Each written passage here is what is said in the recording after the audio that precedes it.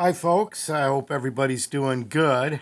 Well, today I was going to do a video on the gift that Stuart sent to the channel, which is the Okapi. However, I didn't realize there's so much rich history on this, so I'm still doing a deeper dive. In fact, I didn't even know the original ones were made in Germany.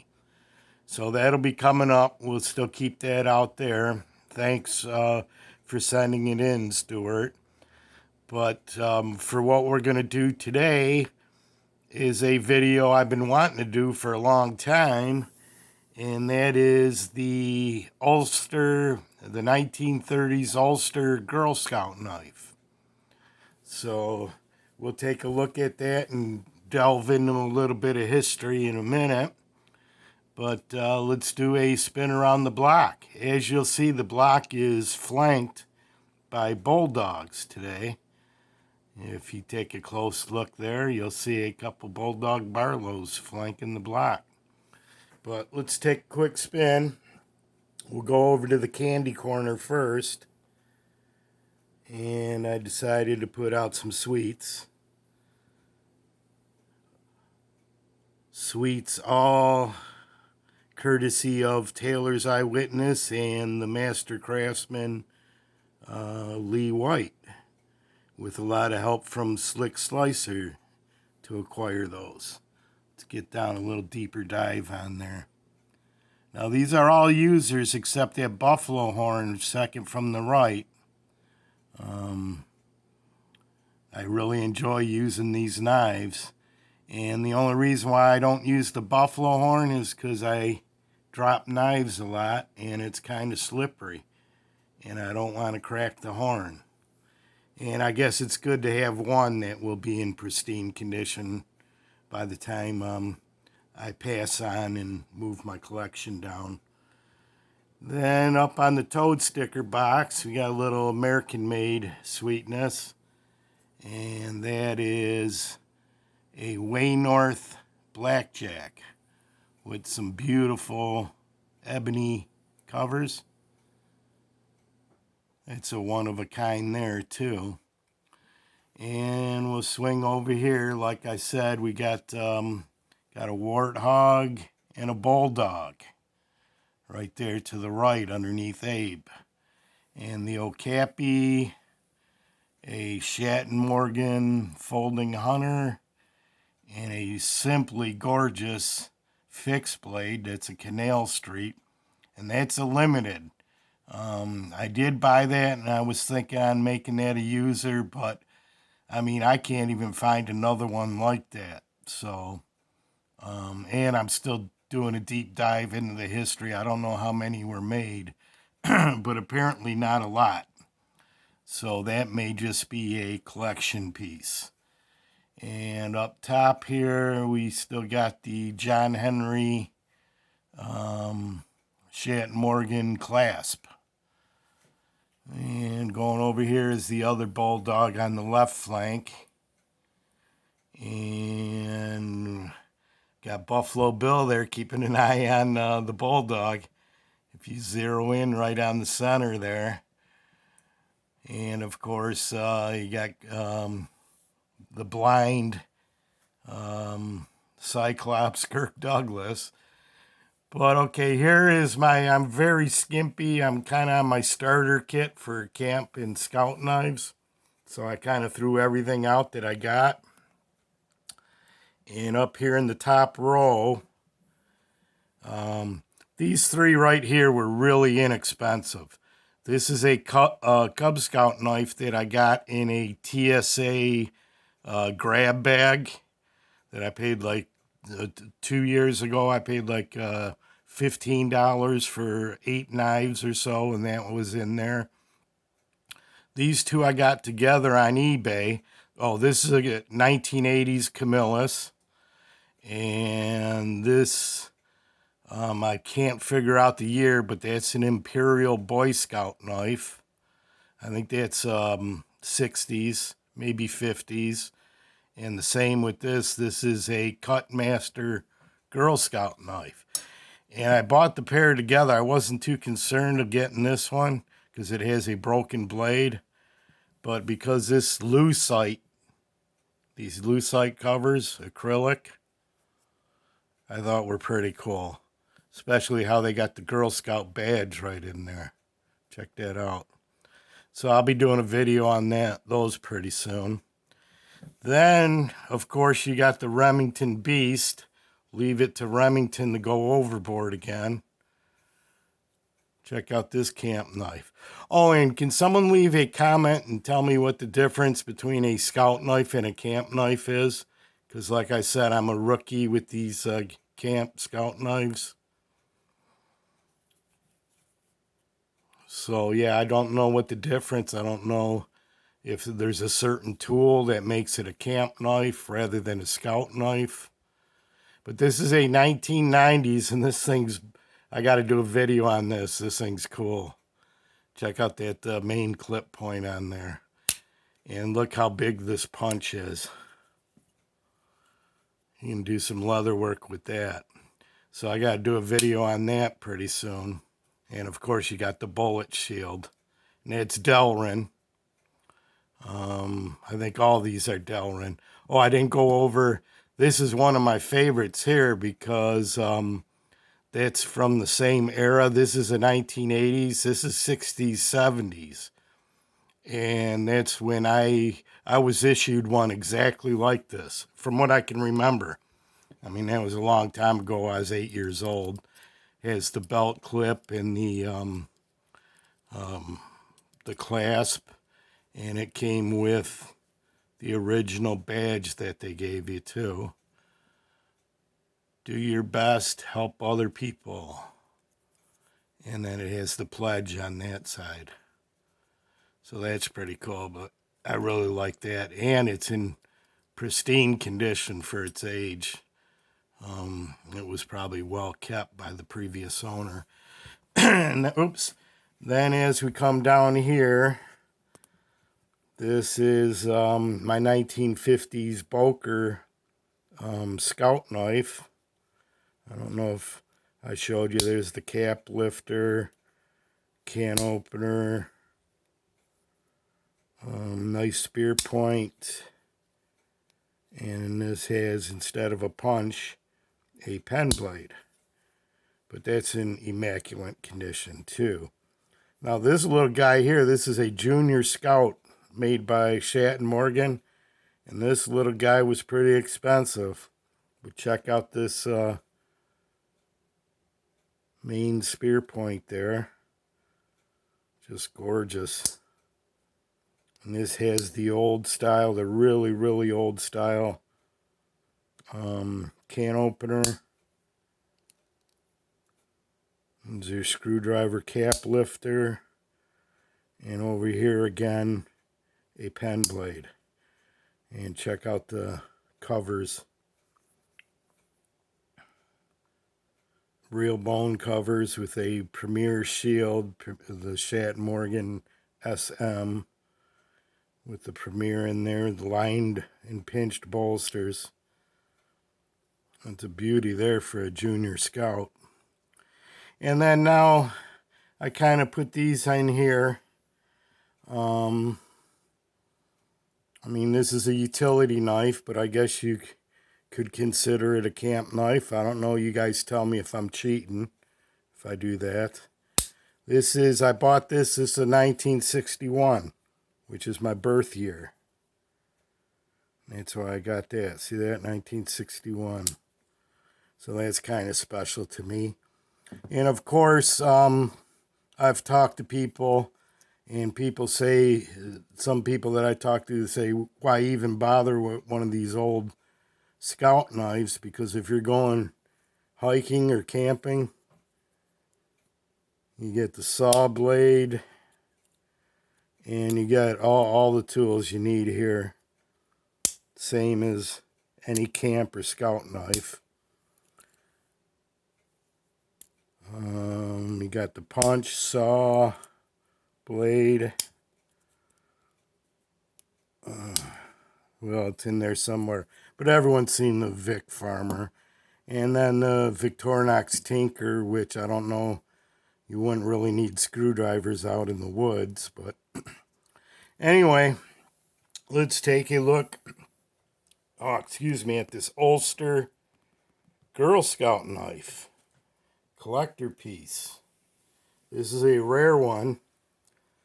I think it's the M301. It was made in the 1930's. As you can see, it got quite a bit of little tarnish on there. I don't think I'm going to clean it. I think I kind of like it the way it is. But while you look at that, first we'll take a look at the Tang stamp. If you look close, let's move it in real quick.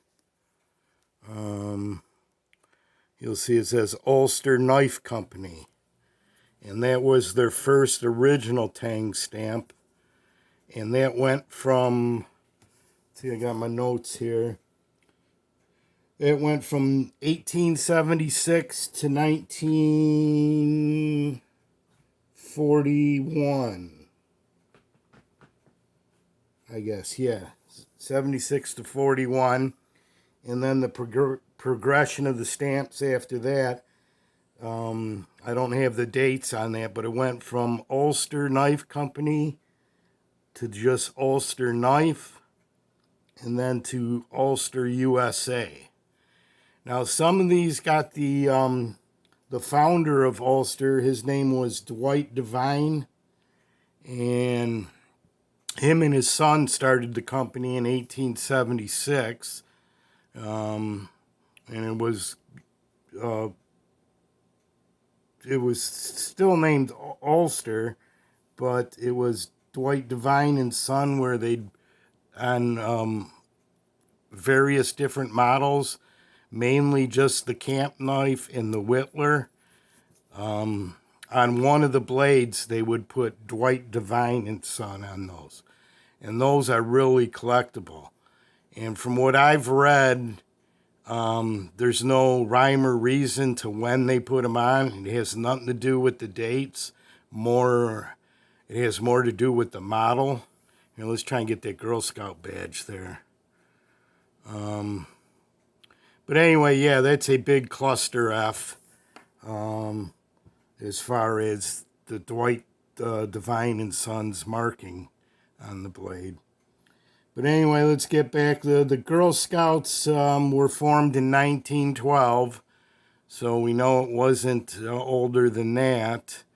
As far as I can find, this was made in the 1930's. Let's see what else we got here. And as far as the quality, because in 1946, Ulster joined Dwight Devine and Sons, sold it to the Bear family under the Imperial Knife Association in 1946. So in 46, let's see what I got my notes here. But anyway, they were all together in 1946, Imperial, Ulster, and Schrade. And what it kind of came down to was Imperial was the low end, Ulster was the mid grade, and Schrade was the high end knife. As far as that's kind of the way they marketed it and kind of the way that they manufactured them. So, but anyway, the ones that are most collectible with the Ulster are the ones with the Rogers bone. And the Rogers bone and the pearl and the real fancy celluloid. Let's see. And here is my Rogers bone key, just to give you a sense of some Rogers bone. And that's a Voos. That company was Voos was in Connecticut, and he used nothing but Rogers bone. So you'll see the similarity.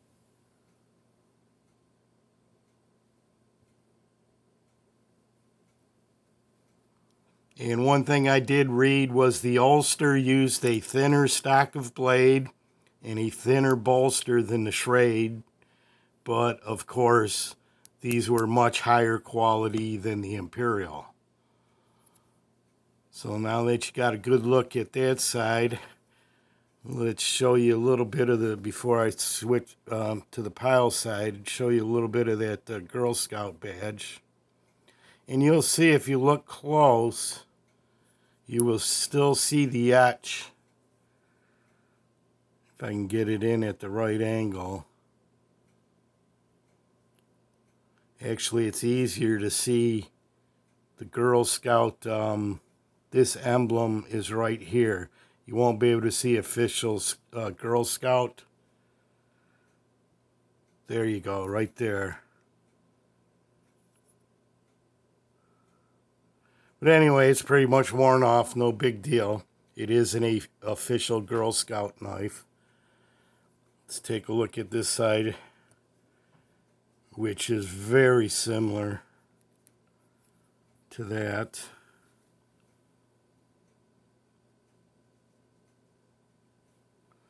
So there's a rare piece, guys and gals, very rare.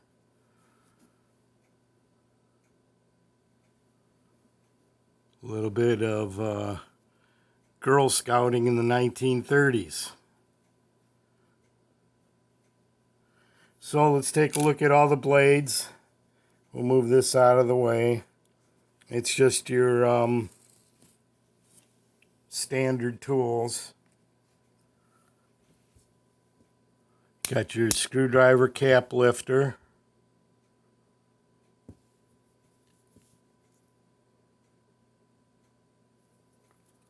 There's no liner locks. You got the thumb stud for the can opener.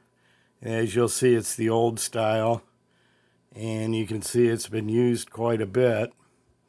I got a lot of oil in there.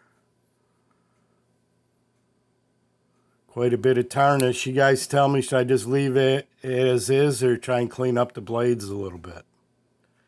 I think I'm just going to leave it. Then on this side, if I can find the little groove, it goes this way. It's your little punch. And everything snaps out good snap. There's a little bit of blade wobble on all the blades, but nothing real serious. I mean, you could still use this if you wanted to, without a doubt. And I think that's it. What we got? Yep, that's the 4 blades. Fit and finish is pretty good. A few gaps, but that's, you know, to be expected.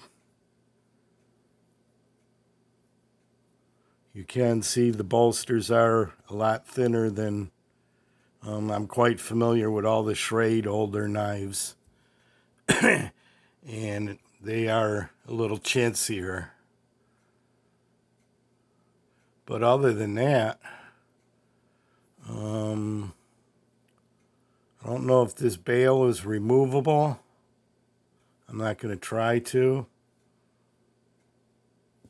Let's see if we can get that etched really quick. So we're running on 19 minutes here. Hate trying to do this looking through the phone.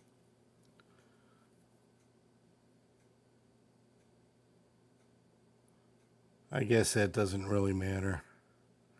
Just see a little bit of blade rub. But that's probably from me pushing. Yeah, I just felt I pushed the screwdriver right into it. So, my friends, there you have it, a 1930s Ulster Girl Scout knife. In pretty dang good condition. So, my friends, until next time, take care. Peace. Bye-bye.